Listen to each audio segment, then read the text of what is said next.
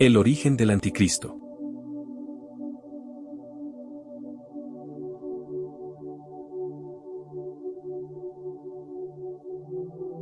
Basándose en la cita de Daniel 9:26, que menciona al pueblo de un príncipe que ha de venir, pero esta escritura se refiere a los romanos, es decir, que el anticristo provendría de la descendencia de los romanos.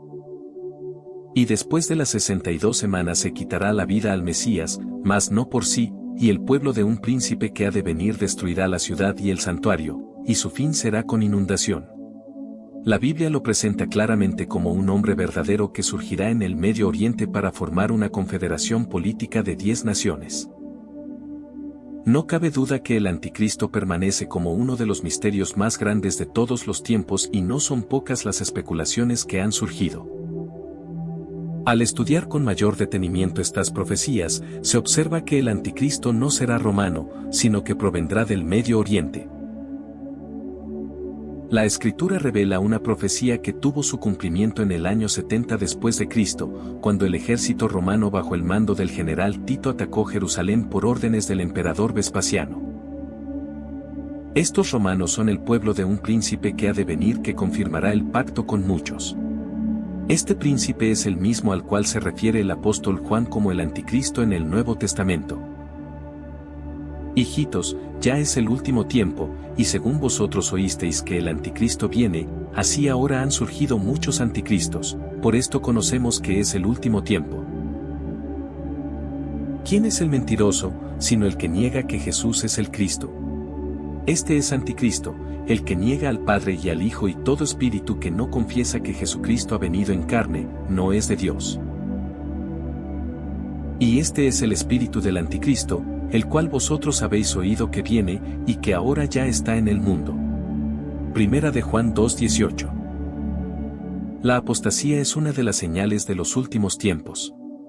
Sin embargo, esta no ha llegado al colmo aún como para pensar que los eventos revelados en la Biblia ya estén ocurriendo. Por eso, es importante no tomar con demasiada ligereza las profecías, pues estas, bien estudiadas, brindan claridad respecto a los eventos que marcarán el inicio del fin. Ven y mira, y miré, y he aquí un caballo blanco, y el que lo montaba tenía un arco, y le fue dada una corona, y salió venciendo, y para vencer. El anticristo es descrito portando una corona, una especie de diadema que obtenían los vencedores en los Juegos Olímpicos. Y es que el anticristo, el príncipe futuro, Daniel 9, 26-27, prevalecerá políticamente al lograr un pacto de paz entre árabes y judíos. Y después de las 62 semanas se quitará la vida al Mesías, mas no por sí, y el pueblo de un príncipe que ha de venir destruirá la ciudad y el santuario, y su fin será con inundación. Y hasta el fin de la guerra durarán las devastaciones. Y por otra semana confirmará el pacto con muchos, a la mitad de la semana hará cesar el sacrificio y la ofrenda. Después con la muchedumbre de las abominaciones vendrá el desolador, hasta que venga la consumación, y lo que está determinado se derrame sobre el desolador. Como líder político, obtendrá un gran poder militar que le permitirá salir victorioso en varias guerras, Daniel 11:40. Pero al cabo del tiempo el rey del sur contenderá con él, y el rey del norte se levantará contra él como una tempestad, con carros y gente de a caballo, y muchas naves, y entrará por las tierras, e inundará, y pasará. Y una vez que obtenga el poder político y militar, los usará para obtener también el dominio y triunfar en el campo religioso.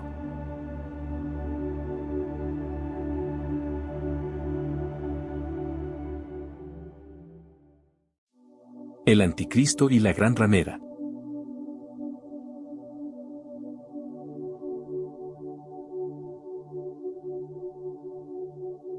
Contrario a lo que hasta ahora muchos han llegado a pensar, la gran ramera no es Roma u otra ciudad a la que se relacione con la apostasía, o el colmo del pecado que abundarán cuando se manifieste el anticristo.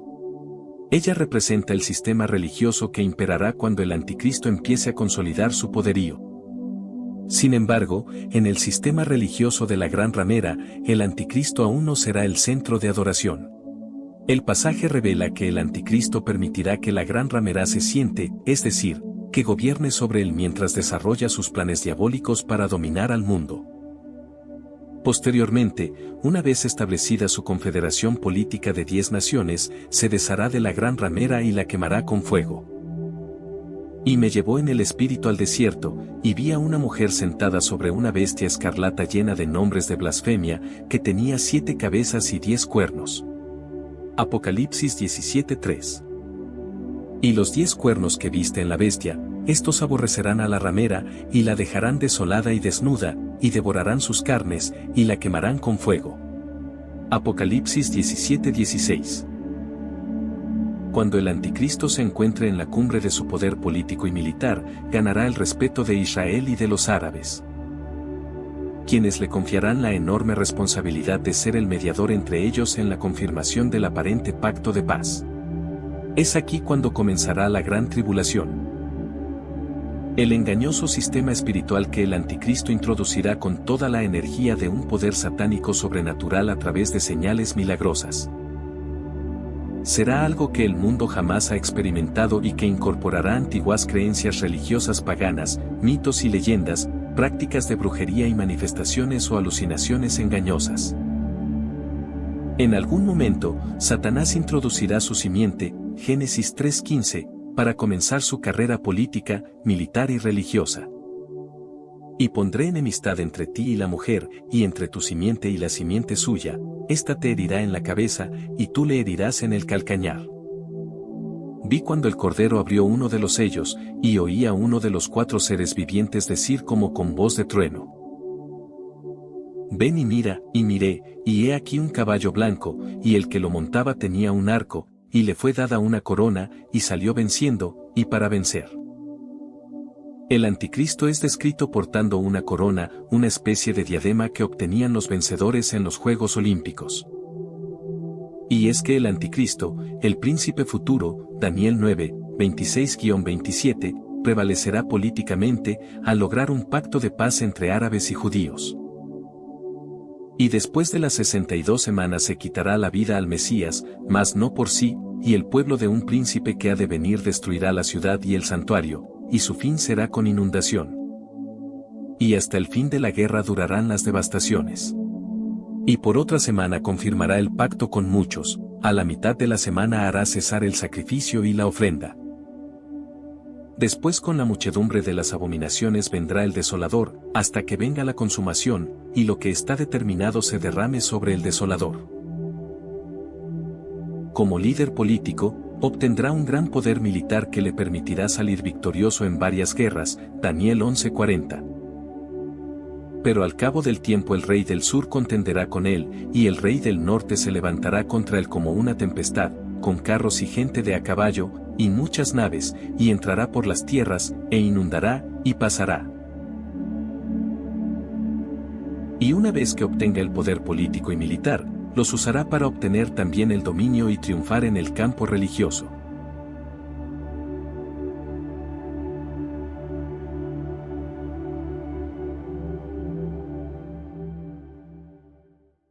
El anticristo y la visión de Daniel.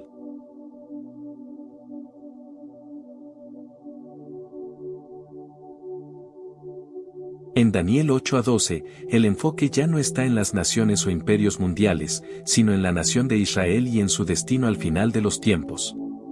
En el tiempo de Daniel, el panorama del territorio de Israel perversamente hizo que su ejército acampara donde antes se ofrecía el sacrificio, y echó por los suelos la verdad. Hizo, en fin, todo cuanto quiso, y en todo tuvo éxito. En el tiempo de Daniel, el panorama del territorio de Israel era crítico, pues sus ciudades y su tierra habían sido totalmente arrasadas y destruidas por los babilonios y, su capital, Jerusalén, había sido quemada.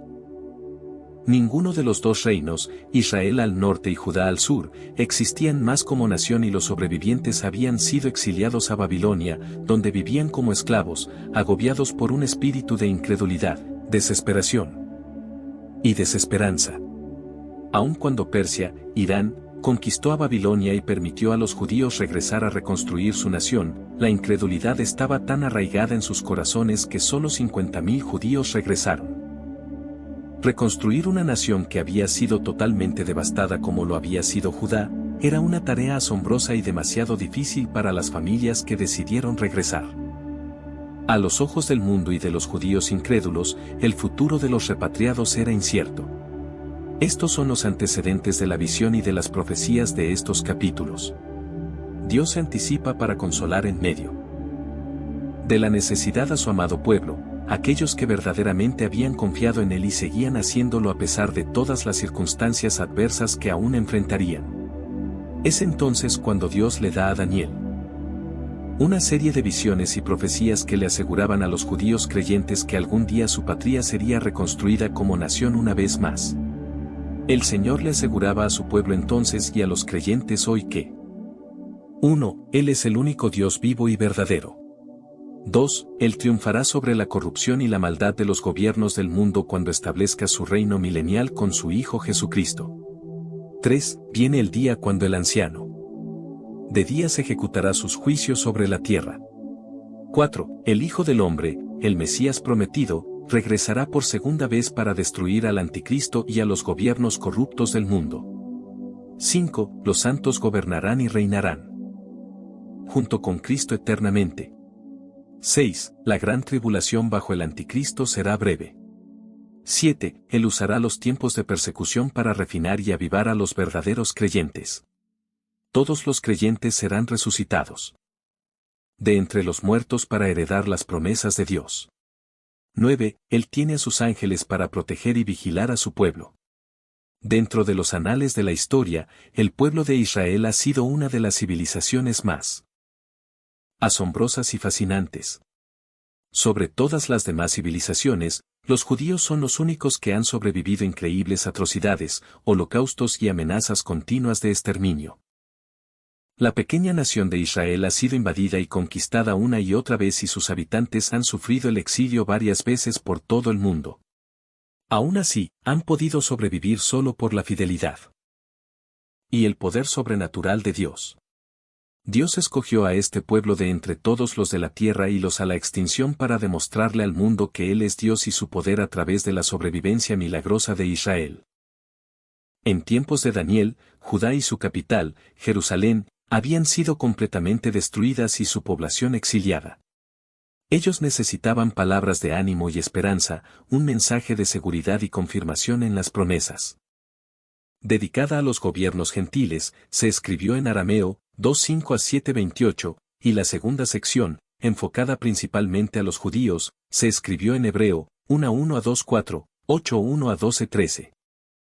Transcurría el año 550 a.C., el tercer año del reinado de Belsasar, es decir, 12 años antes de la caída de Babilonia, 539 a.C., cuando Daniel, que se encontraba en el palacio de Susa, en la región de Elam, actualmente Irán, a 320 km al suroriente de la ciudad de Hilla, Irak, la antigua Babilonia, recibió esta segunda visión, revelada 2 años después de la visión de las 4 bestias, Daniel 7. El rey Darío había establecido la capital de su imperio en la ciudad de Susa en 521 a.C., en la que, desde la perspectiva bíblica, también estuvieron 2 prominentes personajes de la historia judía, Ester y Nehemías. En el año tercero del reinado del rey Belsasar me apareció una visión a mí, Daniel, después de aquella que me había aparecido antes. Vi en visión, y cuando la vi, yo estaba en Susa, que es la capital del reino. En la provincia de Elam, vi, pues, en visión, estando junto al río Ulai. Daniel 8, 1, 2. Tal como sucede en otras visiones y revelaciones en la Biblia, este capítulo está dividido entre la visión en sí misma y la interpretación dada por el ángel Gabriel. 1. La visión de Irán. La visión inicia con la descripción de 2 animales, un carnero con 2 cuernos, que representa a los reyes de Media y Persia, y un macho cabrío con un solo cuerno muy grande, que representa al rey de Grecia.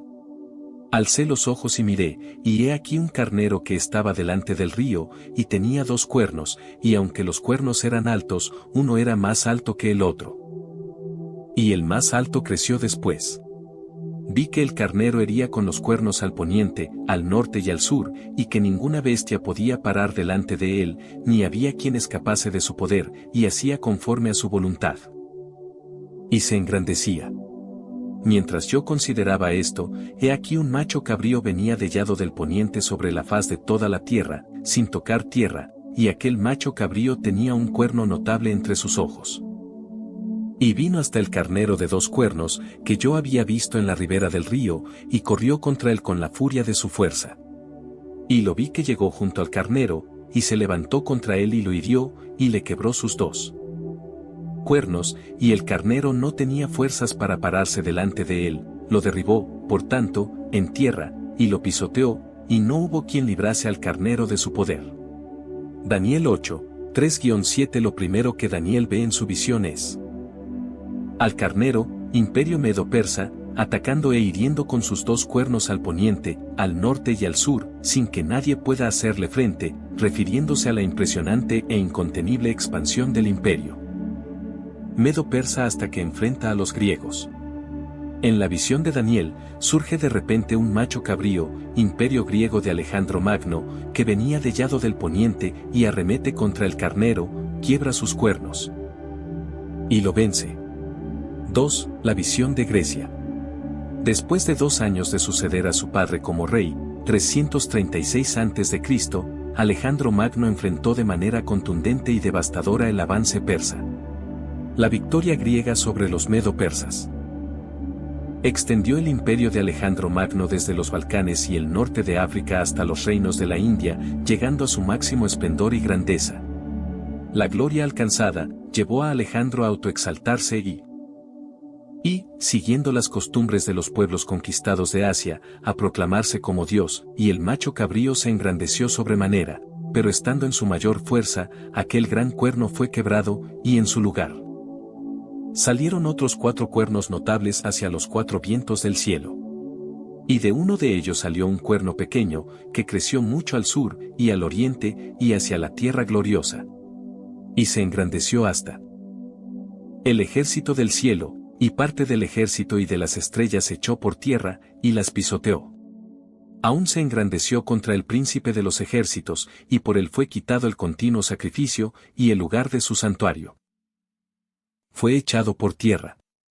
Y a causa de la prevaricación le fue entregado el ejército junto con el continuo sacrificio, y echó por tierra la verdad, e hizo cuanto quiso, y prosperó. Daniel 8, 8-12. La mención de que aquel gran cuerno fue quebrado, se refiere a la muerte de Alejandro Magno en Babilonia, Irak, a los 33 años de edad, después de lo cual el imperio se divide entre sus 4 generales, representados en los 4 cuernos notables de la visión: Seleuco, Siria, Ptolomeo, Egipto, Lisímaco, Macedonia, y Casandro, Turquía. Estas 4 regiones en las que se dividió el imperio griego se convertirán en 4 de las 10 naciones sobre las que reinará el anticristo. De una de ellas surgió un cuerno pequeño, el cual erróneamente se ha enseñado que se refiere a Antíoco Epífanes, uno de los personajes más despiadados, crueles, perversos y sanguinarios de la historia, especialmente contra el pueblo judío. Sin embargo, la descripción que la misma escritura hace del personaje representado en ese cuerno acerca de que se engrandeció hasta el ejército del cielo, y parte del ejército y de las estrellas echó por tierra, y las pisoteó, corresponde a alguien que se engrandece hasta el mismo trono de Dios y ocasiona que varios ángeles sean echados del cielo a la tierra. Isaías 12, 12-14. 2 Tesalonicenses 2, 3-4. Sin embargo, su actitud no solo refleja la enorme conexión con las potestades satánicas que libran batallas en el cielo, sino sus repercusiones en la tierra y específicamente sobre el pueblo de Israel, donde sucederá el horrible sacrilegio. Esto no es más que la descripción del futuro anticristo. En otras palabras, el anticristo surgirá de una de las regiones en las que se dividió el imperio de Alejandro Magno.